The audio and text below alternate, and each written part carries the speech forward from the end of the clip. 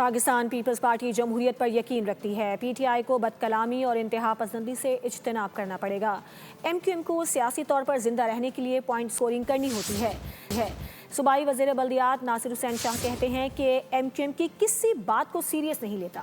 کراچی میں بوری بند P T I کا future بالکل ہے، لیکن اس سلسلے میں جب وہ پرامن پیس جو ہے اس کی سیاست کریں گے، دیکھیں ایم کیو ایم کو بھی پولیٹیکل طور پر زندہ رہنے کے لیے پوائنٹ سکورنگ کرنی ہوتی ہے۔